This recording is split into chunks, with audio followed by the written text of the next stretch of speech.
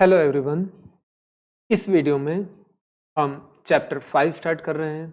यहाँ पर हम बात करेंगे कंटिन्यूटी एंड डिफरेंशिएबिलिटी की। दोनों चैप्टर्स बहुत इंपॉर्टेंट है। कंटिन्यूटी एंड डिफरेंशिएबिलिटी से चैप्टर 5 आपका कंप्लीट होगा। चैप्टर 6 में हम आ जाएंगे एप्लीकेशंस ऑफ डेरिवेटिव्स पर। एप्लीकेशंस ऑफ डेरिवेटिव्स के बाद में इंटीग्रेशन आएगा, उसमें भी आपको डिफरेंशिएशन के फॉर्मूलाज की जरूरत पड़ने वाली है। तो प्लीज़ इसको बहुत सीरियसली लें और हर रोज का काम हर रोज करते रहें। देखिए, अपने जिनका पेंडिंग रहा है उनको करने में बहुत मुश्किल होता है, तो आज से प्लीज़ नियम बना लें कि कुछ भी काम पेंडिंग नहीं रखेंगे। Revision from 11th। जब यहाँ पर हम बात करते हैं तो हमें कुछ चीज़ें क्लास 11th से रिवाइज भी करनी होंगी, क्योंकि उन डेफिनेशंस की, उन फॉर्मूलाज की यहाँ पर हमको जरूरत पड़ने वाली है। लिमिट्स, क्लास 11th में आपने लिमिट्स पढ़ी थी, उसकी बहुत सारी मेथड्स थी, फॉर्मूलाज थे, स्ट्रेटेजीज थी ना। नॉर्मली लिमिट फाइंड कर लेते थे, कभी कभी हम left limit right limit find करते थे। वो सारी चीज़ें हम एक बार रिवाइज कर लेंगे ताकि आपके माइंड में फ्रेश हो जाए। मॉड्यूलस फंक्शन हमने पढ़ा था, उसको भी रिवाइज कर लेंगे। ग्रेटेस्ट इंटीजर फंक्शन पढ़ा था, उसको भी हम रिवाइज करेंगे। इन चीज़ों की हमको बहुत ज़रूरत पड़ने वाली है। तो हम स्टार्ट करते हैं method for evaluation of limits से। लिमिट्स को इवेल्युएट कैसे कर रहे थे, एक 3 स्टेप मेथड होता है। अगर लास्ट ईयर आपने उसको यूज़ ना भी किया हो तब भी इस ईयर के लिए आप अच्छे से रिवाइज करके लर्न कर लें। 3 स्टेप्स में आपकी कोई भी लिमिट निकल जाती है, अगर वो वन साइडेड ना हो तो। वन साइडेड में भी यही वाली स्टेप आती है। To find limit of the function as x tends to a। First, if possible, अगर पॉसिबल हो तो x equal to a put कर लीजिए फंक्शन में और वैल्यू फाइंड कर लीजिए। अगर ये पॉसिबल ना हो तब change the form of the function. Function का फॉर्म चेंज कर सकते हैं। पॉलिनोमियल हो तो फैक्टराइज करके सिंप्लीफाई करेंगे तो कुछ कैंसिल हो जाएंगे। रेशनलाइज करेंगे अगर स्क्वायर रूट हो तो, स्क्वायर रूट हो रेशनलाइज करके कुछ ऊपर नीचे कैंसिल करेंगे, फिर फंक्शन का फॉर्म चेंज हो जाएगा। और फॉर्म चेंज करने के बाद x इक्वल टू a रखने पर कई बार आपको आंसर आ जाएगा। अगर ये दोनों स्टेप पॉसिबल ना हो तो एक फार्मूला यूज करना पड़ेगा। कुछ फार्मूलाज भी हमने लास्ट ईयर देखे थे, उनको भी हम रिवाइज कर लेंगे। आप वापस से प्लीज ये सारी चीजें फार्मूला कॉपी में लिखिएगा जरूर, क्योंकि इनको जब सारा नोट कर लेंगे तभी आप रिवाइज कर पाएंगे और तभी अप्लाई कर पाएंगे। बार बार इन सारी चीज़ों की जरूरत पड़ने वाली है। ऐसा मत सोचिए क्लास 11th का है, 11th का ज़रूर है, लेकिन इंपॉर्टेंट प्लस थोड़ा सा डिफिकल्ट टाइप का चीज़ें हैं, concept, basic concept. Okay, 3 steps हैं। x equal to A put कर लें, पुट करना पॉसिबल ना हो तो फैक्टराइज करें या रेशनलाइज करके फॉर्म चेंज कर लें, फिर पुट कर दें। कुछ और करके भी, कैंसिल वगैरह डायरेक्ट करके भी आप फॉर्म चेंज कर सकते हैं, और नहीं तो एक फार्मूला यूज़ कर सकते हैं। अब ये सोचें कि कब पॉसिबल नहीं था पुट करना। अगर x equal to A put करने के बाद में आपको फंक्शन का फॉर्म बन जाए 0/0, infinity upon infinity, infinity minus infinity, infinity plus infinity, या 0 इंटू इन्फिनिटी, फंक्शन का इनमें से कोई भी फॉर्म बन जाए तो it is not possible to put x equal to A. तब आप कहेंगे x equal to A put करना पॉसिबल नहीं है, क्योंकि ये एक्सप्रेशंस मीनिंगलेस हैं। मैथमेटिकली इन फॉर्म्स का कुछ मीनिंग नहीं है, कुछ वैल्यू हम मैथमेटिकली इनको असाइन नहीं कर सकते। लेकिन कभी एक finite non zero number upon zero आ जाए तो इसको हम कहते हैं नॉट डिफाइंड, या कभी कभी हम इसको कह देते हैं इन्फिनिटी। वो तो मीनिंगफुल है, उसके लिए आपको नॉट डिफाइंड लिखना ही पड़ेगा या इन्फिनिटी लिखना ही। जैसे कि कभी आपको एक फाइनाइट नॉन जीरो नंबर, समझ लीजिए 5/0 मिल जाता है, नॉट डिफाइंड लिखेंगे। 7/0 मिल जाता है, नॉट डिफाइंड लिखेंगे। जैसे हम ट्रिग्नोमेट्री में लिखते थे ना 10th क्लास में, 1/0 नॉट डिफाइंड। और उसी नॉट डिफाइंड को 12th क्लास में हम कई बार इन्फिनिटी भी लिख देते हैं। तो एक finite non zero number upon zero को हम इन्फिनिटी लिख देंगे, नॉट डिफाइंड। ये तो मीनिंगफुल है। अगर वो नॉट डिफाइंड बन रहा है, एक सिंगल इन्फिनिटी बन रहा है, तो हम उसका फॉर्म चेंज करके कुछ नहीं कर पाएंगे, ये तो बनेगा। लेकिन ऐसे कॉम्बिनेशन ऑफ इन्फिनिटी, उनको हम फॉर्म चेंज करके कुछ फाइनाइट वैल्यू ला सकते हैं। फिर कुछ थ्योरम्स थी हमारे पास लिमिट्स के लिए।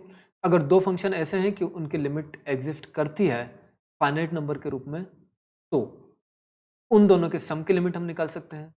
दो फंक्शन की limit x tends to a पर फाइनाइट नंबर के रूप में एग्जिस्ट करे तो उनके सम की लिमिट के लिए लिमिट को हम दोनों के साथ अलग अलग कर सकते हैं। उनके डिफरेंस की लिमिट के लिए भी हम लिमिट को दोनों के साथ अलग अलग कर सकते हैं। उनके प्रोडक्ट की लिमिट के लिए भी हम लिमिट को दोनों के साथ अलग अलग कर ले सकते हैं। कंडीशन वही रहेगी, दोनों की लिमिट अलग अलग फाइनाइटली एग्जिस्ट करना चाहिए। डिवीजन के साथ भी लिमिट को अलग अलग कर सकते हैं अगर डिनोमिनेटर 0 ना हो जाए तो। और कांस्टेंट इनटू कोई भी फंक्शन हो तो कांस्टेंट बाहर आ जाएगा, लिमिट सिर्फ आपको फंक्शन की लेना रहेगी। अगर कभी आप लिमिट सिर्फ कांस्टेंट की ले रहे हैं तो कांस्टेंट खुद ही रहेगा। लिमिट तो x के ऊपर लेते हैं, कुछ वेरिएबल होगा, x होगा, तो लिमिट लेना पड़ेगी। अगर x है ही नहीं, कांस्टेंट है, तो लिमिट वो कांस्टेंट खुद ही आ जाएगा। कांस्टेंट का मतलब इंडिपेंडेंट ऑफ x, जिसमें x वाली चीज ना हो। इन चीज़ों को ध्यान रखना है क्लास 11 से। इसके अलावा 11th क्लास में हमने कुछ फार्मूले लिए थे लिमिट्स के, उनको भी आप प्लीज अगेन फार्मूला कॉपी में नोट डाउन कर लीजिए, रिवाइज कर लीजिए, लर्न करके रखिए। Limit as x tends to a, x to the power n minus a to the power n upon x minus a will give n a to the power n minus 1. Limit theta tends to 0, sine theta upon theta सबको याद आ गया होगा, yes 1.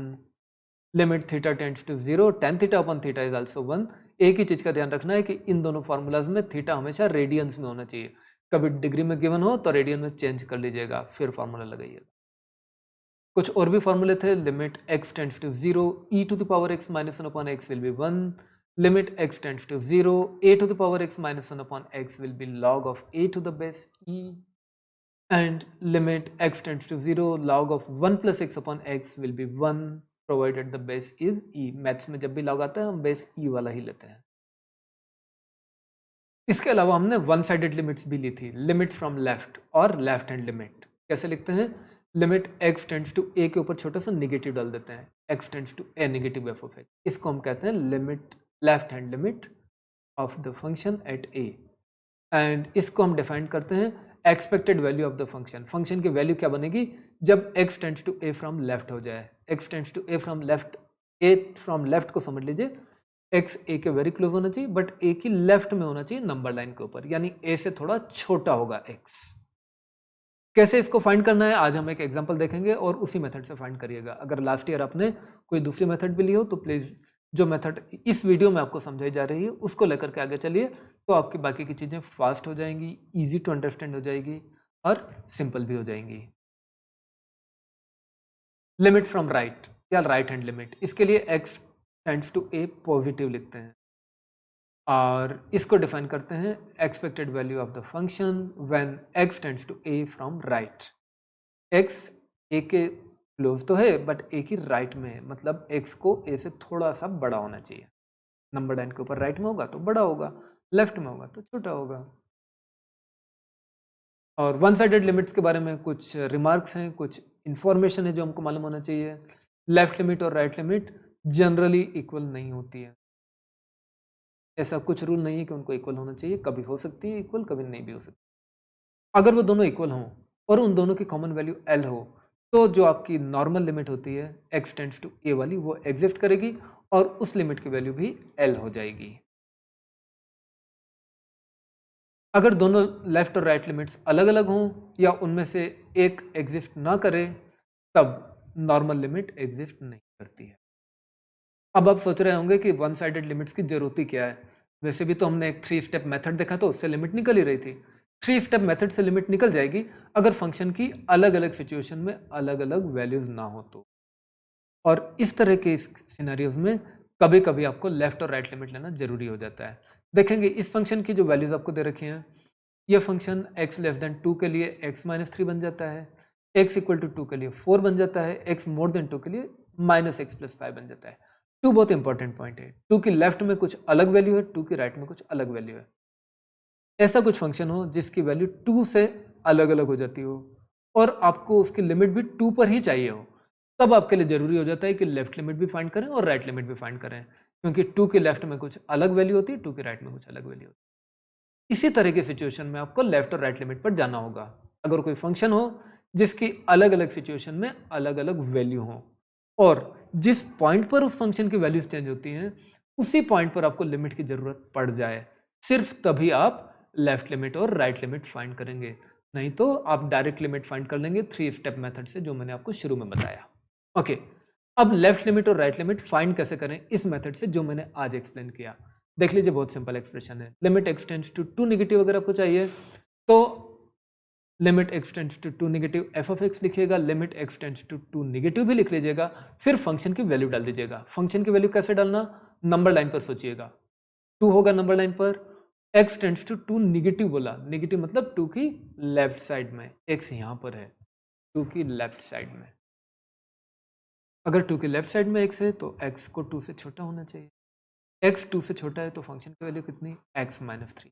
बस ये सोच करके अब फंक्शन की वैल्यू लिख दीजिए, x माइनस थ्री यहाँ पर, और जैसे ही आपने फंक्शन की वैल्यू x माइनस थ्री लिख दिया, अब टू नेगेटिव वाले नेगेटिव को भूल जाइए, आपको limit x tends to two वाली ही फाइंड करना है। कैसे करेंगे? x equal to two put कर लीजिए, पुट करना पॉसिबल था यहाँ पर, तो टू माइनस थ्री करके माइनस वन आ जाएगा। या नेगेटिव भूल जाना प्लीज, जब आपने फंक्शन की वैल्यू x माइनस थ्री लिख दिया ना, उसके बाद में ऊपर वाला नेगेटिव का कुछ मतलब नहीं है, ये सिर्फ टू बन गया और आप x equal to two put करके लिमिट निकाल लेते हैं। इसी तरह से अब आप आगे चलेंगे तो बात करेंगे राइट लिमिट की, x tends to two positive.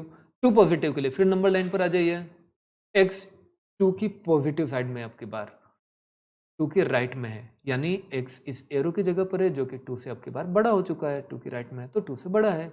और अगर x टू से बड़ा है तो फंक्शन की वैल्यू कितनी हो जाती है आपकी? माइनस एक्स प्लस फाइव, यहाँ पर माइनस एक्स फाइव लिख लें, और माइनस एक्स प्लस फाइव में अगर x इक्वल टू टू डाल दें, पॉजिटिव तो यूज हो चुका, ओनली टू डाल दें तो ये बन जाएगा थ्री। इस तरह से आपने लेफ्ट लिमिट निकाल दी, राइट लिमिट निकाल ली, दोनों अलग अलग आ रही हैं। और हमने देखा था अगर लेफ्ट और राइट लिमिट अलग अलग आए तो हम ऐसा बोलते हैं कि normal limit does not exist. तो ये एग्जाम्पल भी प्लीज़ आप फॉर्मूला कॉपी में ही कर लीजिए कि हम लेफ्ट लिमिट और राइट लिमिट की ज़रूरत कब महसूस करते हैं और उनको कैसे इवेल्युएट करते हैं। पूरा डिटेल लिख लीजिए प्लीज़, ये नंबर लाइन दोनों बार अलग अलग बना लीजिएगा, सारा डिटेल लिख लीजिएगा ताकि आगे आप कॉन्फिडेंट रहें कि लेफ्ट लिमिट राइट लिमिट मुझे कब तो यूज़ करना है और कैसे यूज़ करना है। इसके बाद आ जाती है एक मेथड सब्स्टिट्यूशन इन लिमिट्स वाली। कभी कभी जब हम लिमिट लेंगे या वन साइडेड लिमिट लेंगे, कभी हमको सब्स्टिट्यूशन भी करना पड़ेगा। नोट डाउन कर लीजिए, लिमिट अगर L equal to limit as x tends to a f of x हो, कभी कभी क्या होता है कि ये limit x tends to a को मुझे थीटा टेंड्स टू जीरो बनाने की जरूरत पड़ती है, जब वो sine theta upon theta tan theta upon theta वाला फॉर्मूला यूज करना। तो अगर आपको थीटा टेंड्स टू जीरो बनाना हो तो दोनों का डिफरेंस को एक नया वेरिएबल y बोल देते हैं। x टेंड्स टू a की बजाय x minus a equal to y ले लो। जैसे ही आप x minus a equal to y ले लेंगे, देखिए जैसे ही x a बना हुआ है तो जीरो बनने लगेगा, जब x a बनता है y जीरो बनता है, तो आपकी लिमिट बन जाएगी y टेंड्स टू जीरो। और x की वैल्यू भी फिर आप y में लेना पड़ेगा क्योंकि लिमिट तो y पर होगी ना। x की वैल्यू लेंगे, a को उधर ले जाइए, y प्लस ए। ऐसा करके एक लिमिट जो x टेंड्स टू a थी उसको y टेंड्स टू जीरो बना सकते हैं। जरूर आपने y के बजाय थीटा लिख लिया होता तो थीटा टेंड्स टू जीरो भी बन जाती। ऐसा सब्स्टिट्यूशन वाली मेथड भी आप फार्मूला कॉपी में नोट कर लीजिए, याद रखना है। और कभी कभी ऐसा भी होता है कि f of x plus b है, लेकिन आप चाह रहे हैं सिंगल लेटर आ जाए, यहाँ पे फंक्शन एक सिंगल वेरिएबल का हो जाए, x प्लस बी नहीं चाहिए, तो आप क्या करना, x plus b equal to y ले लीजिएगा। x plus b equal to y लेकर के फिर लिमिट आपकी y पर बन जाएगी। अगर x a बने तो y कितना बनेगा, के बजाय a लिख लो, y कितना बनेगा a प्लस बी। लिमिट क्या बनी, y tends to a plus b, और x प्लस बी के बजाय लिख लो y।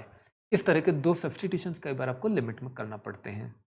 लास्ट ईयर भी किए होंगे, अगर अब याद नहीं आ रहा तो अब नोट डाउन जरूर कर लीजिए, लर्न कर लीजिए आज ही, यहाँ पर तो करना ही पड़ेंगे। और ये इंपॉर्टेंट क्वेश्चन है प्लीज, इस टाइप के क्वेश्चन आपको 4 मार्क्स इवन 6 मार्क्स के लिए बोर्ड एग्जाम में पूछा जा रहा है। Domain and range, domain and range हमने लास्ट ईयर पढ़ा था, एक सिंपल डेफिनेशन हम देख लेते हैं, कहीं कहीं हमको जरूरत पड़ेगी। डोमेन की जरूरत पड़ने वाली है यहाँ पर, रेंज की तो आगे पड़ेगी। डोमेन ऑफ ए फंक्शन होता है set of all possible values of x, के अंदर एक्स की क्या क्या वैल्यू हो सकती है उनका सेट ले लो, डोमेन होता है। And set of all possible values of y ले लो, रेंज हो जाता है। बहुत सिंपल है, एक्स की वैल्यूज सारी इकट्ठी कर लो, डोमेन बना, वाई की वैल्यूज सारी इकट्ठी कर लो, रेंज बना। इस तरह से आप डोमेन रेंज फाइंड कर सकते हैं जरूरत पड़े तो। फिर मॉड्यूलस फंक्शन पढ़ा था हमने last year, mod of x की दो अलग अलग जो वैल्यूज लिखी थी ना, उनको याद रखना है प्लीज, बार बार यूज करना पड़ेगी। Mod x equal to x हो जाता है अगर एक्स मोर देन और इक्वल टू जीरो हो, ये माइनस एक्स हो जाता है अगर एक्स लेस देन जीरो। और इसका ग्राफ भी याद कर लीजिएगा, मॉड्यूलस फंक्शन का ग्राफ बनाना हो तो दो पार्ट में बनता है। वाई एक्सिस की राइट में तो y इक्वल टू एक्स वाली लाइन लेनी होती है, वाई एक्सिस के लेफ्ट में y equal to minus x वाली लाइन लेनी होती है। नोट कर लीजिए प्लीज, फार्मूला कॉपी में आज ही लर्न करना है। इसके बाद हम बात करते हैं ग्रेटेस्ट इंटीजर फंक्शन की। ग्रेटेस्ट इंटीजर एक्स को बोलते हैं और इसकी मतलब होता है ग्रेटेस्ट इंटीजर लेस देन और इक्वल टू एक्स। कभी कभी हम इसको ऐसे भी लिखते हैं, greatest integer x equal to x हो जाता है if x is an integer, और ये हो जाता है integer just left to x on the number line otherwise. अगर एक्स इंटीजर हो तो ग्रेटेस्ट इंटीजर एक्स एक्स खुद ही रहेगा, और अगर ये नॉन इंटीजर हो तो इंटीजर फिर भी आ जाएगा। कौन सा इंटीजर आएगा, just left to x on number line वाला। उदाहरण के लिए -7 का ग्रेटेस्ट इंटीजर फंक्शन लें तो -7 ही आएगा, लेकिन 2.8 का लें तो 2 आएगा। कैसे आएगा? नंबर लाइन लीजिए, नंबर लाइन के ऊपर 2.8 कहाँ आएगा? इधर आएगा। 2.8 की जस्ट लेफ्ट में कौन इंटीजर था? इसलिए ये 2 आ जाता है। अगर आप फर्स्ट वाली डेफिनेशन यूज करते हैं तब भी सोच लीजिएगा, ग्रेटेस्ट इंटीजर लेस देन और इक्वल टू एक्स। 2.8 से लेस देन और इक्वल टू वाला ग्रेटेस्ट इंटीजर, 2.8 से छोटे इंटीजर तो 2 भी होगा, 1 भी होगा, 0 भी होगा, उन सब में ग्रेटेस्ट कौन हुआ? 2 आ गया। ओके, और ग्रेटेस्ट इंटीजर फंक्शन का ये वाला ग्राफ प्लीज बना लीजिएगा। अगर x की वैल्यू 0 से 1 के बीच में होती है, ग्रेटेस्ट इंटीजर फंक्शन का वैल्यू 0 ही था, यही वाली लाइन आ जाती है। 1 और 2 के बीच में हो तो फंक्शन की वैल्यू हमेशा 1 आती है, 1 पर भी 1 आती है। 2 एंड 3 के बीच में हो तो 2 आती है, 2 के ऊपर भी 2 आती है। इस तरह से ये ग्राफ भी बना लीजिए, लर्न कर लीजिए, समझ लीजिए, बहुत बड़ी जरूरत पड़ने वाली। इसके बाद में ये सारा चीजें जब हम 11th क्लास से बहुत कॉन्फिडेंट होकर के आते हैं, सारा कॉपी में लिख लेते हैं, जो याद नहीं लर्न कर लेते हैं, तब हम सिलेबस ऑफ 12th क्लास से स्टार्ट कर पाएंगे। और 12th क्लास सिलेबस में हमारी फर्स्ट डेफिनेशन आएगी continuity at A point. A function f of x is called continuous at a point x equal to a if function continuous कहलाता है अगर limit of the function at a is equal to value of the function at a। और इसी चीज को हम बोल सकते हैं left limit at a equal to right limit at a equal to value of the function at a। फिर वही बात आती है, कब हम सिंपल लिमिट लेंगे, कब हम लेफ्ट और राइट लिमिट लेंगे। मैंने आपको एग्जांपल में बता दिया है, अगर फंक्शन ऐसा है कि a की लेफ्ट में और राइट में फंक्शन के पास अलग अलग वैल्यू है, तब तो आपको लेफ्ट और राइट लिमिट अलग अलग लेना होगी। लेकिन अगर a की लेफ्ट और राइट दोनों तरफ फंक्शन की सेम वैल्यू है तो नॉर्मली आपको डायरेक्ट लिमिट लेकर के काम चल जाए। ध्यान रखिए कंटिन्यूटी एट ए पॉइंट। एक और डेफिनेशन लेते हैं continuous function. A function is called continuous if it is continuous at each point of its domain. Domain की जरूरत पड़ रही है ना, इसीलिए हमने डोमेन की डेफिनेशन देखी थी। Continuous if it is continuous at each point of its domain. और कंटिन्यूस फंक्शंस की एक लिस्ट है, इसको भी कॉपी में नोट डाउन करके लर्न कर लें तो आगे हमको बहुत काम आएगी।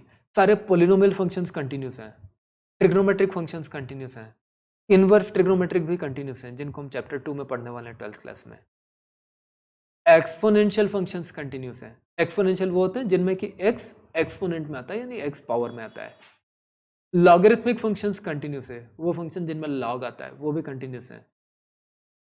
कांस्टेंट फंक्शन जिसमें x नहीं होता वो भी हमेशा कंटिन्यूस होते हैं।